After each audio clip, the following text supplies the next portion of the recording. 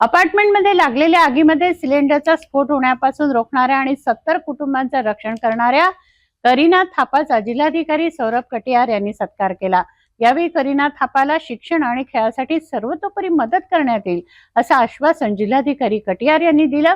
तसंच तिच्या भावी आयुष्यासाठी शुभेच्छा दिल्या। जिल्हाधिकारी कार्यालयात जिल्हाधिकारी सौरभ कटियार यांनी करीना आणि तिच्या कुटुंबियांशी संवाद साधून त्यांच्या कुटुंबियांची माहिती जाणून घेतली। करीना हिची शैक्षणिक माहिती तसेच खेळातील अभिरुचीबाबत माहिती घेतली। बॉक्सिंग खेळात तिचे प्रावीण्य असल्याने जिल्हाधिकारी कार्यालयातर्फे तिला योग्य ती सर्व मदत करण्यात येईल असे आश्वासनही देण्यात आले। करीनाने शिक्षण आणि खेळामध्ये मेहनत करावी।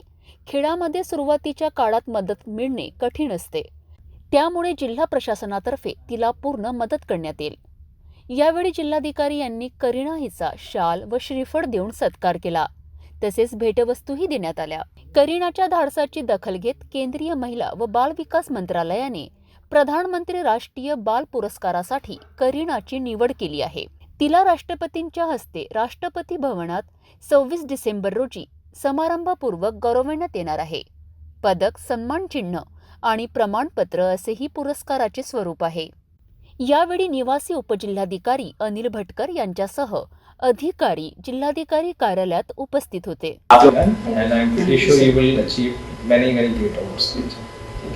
Congratulations और अच्छे से जाओ, वहाँ से प्रेसिडेंट मैडम से भी अवार्ड लेना and best wishes from our side from the district administration. और अवार्ड लेने के बाद में भी अच्छे से तुम प्लान कर लो तुम्हारा फ्यूचर क्या टारगेट रखा है, स्टेट लेवल पे जाओगी उसके लिए तुम्हें क्या क्या जरूरत पड़ेगी। मान लो तुम्हें इक्विपमेंट्स चाहिए कुछ प्रैक्टिस करने के लिए जो भी बॉक्सिंग में लगते हैं चाहिए, तो वो भी स्पोर्ट्स ऑफिसर की तरफ से मिल जाएगा।